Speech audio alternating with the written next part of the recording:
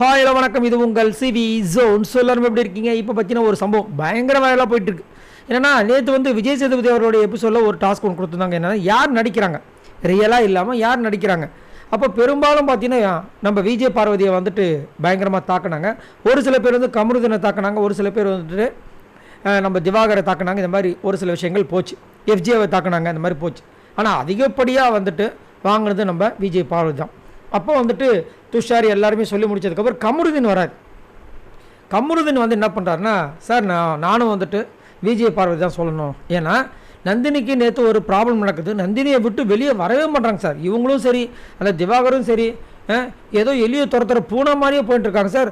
அந்த கண்டென்ட்டுக்காக ஏதாவது ஒன்று பண்ணணும்னு சொல்லிட்டு பண்ணது பார்க்குறதுக்கு ரொம்ப கேவலமாக இருந்துச்சு. அது மட்டும் இல்லாமல் அந்த இடத்துல சார் இந்த திவாகரும் சார் உக்காந்துட்டு என்னம்மா இப்படி பண்ணுறீங்களோம்மான்ற மாதிரி ஒரு மாதிரி பேசுகிறார் சார்.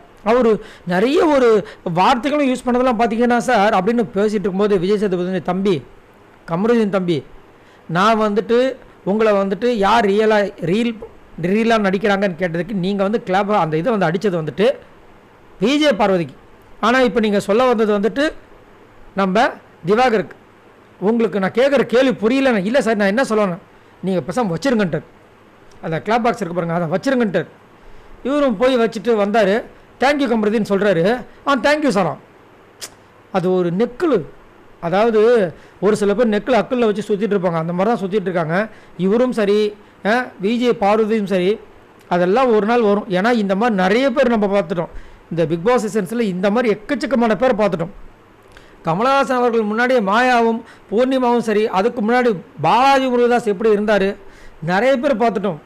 இவங்கெல்லாம் ஒன்றுமே இல்லை. ஆனால் அதெல்லாம் வந்துட்டு இவங்களும் பார்த்துட்டு உள்ளே போய் திரும்பவும் அந்த மாதிரி பண்ணுறாங்க பார்த்தீங்கன்னா, அதுதான் வருத்தமாக இருக்குது.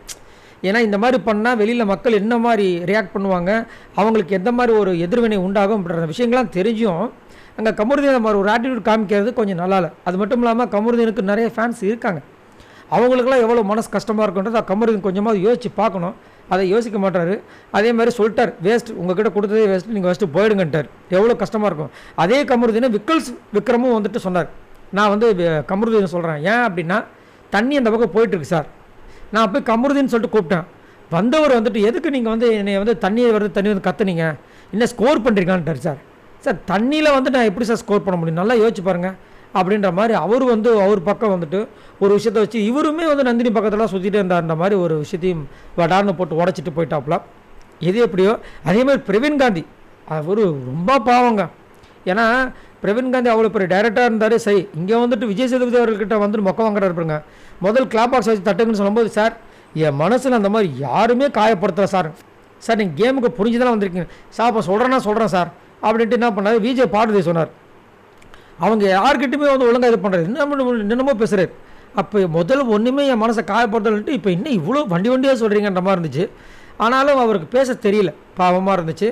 பட் பிரவீன் காந்தி போயிட்டார்ன்ற நியூஸ் ஆல்ரெடி நான் உங்களுக்கு கொடுத்துருந்தேன். ஓகே, இது ஒன்றும் பிரச்சனை கிடையாது. இந்த வாரத்தோடு அவர் போகிறது நல்லதுதான்றது என்னோடய கருத்து. சரி, நீங்கள் உங்களோட கருத்தை சொல்லுங்கள். இன்னுமே கமருதீன் வந்துட்டு யார் வந்துட்டு அவர் வந்துட்டு இந்த மாதிரி நீங்கள் தப்பு பண்ணியிருக்கேன்னு சொன்னாலும் அக்செப்ட் பண்ண மாட்டார்.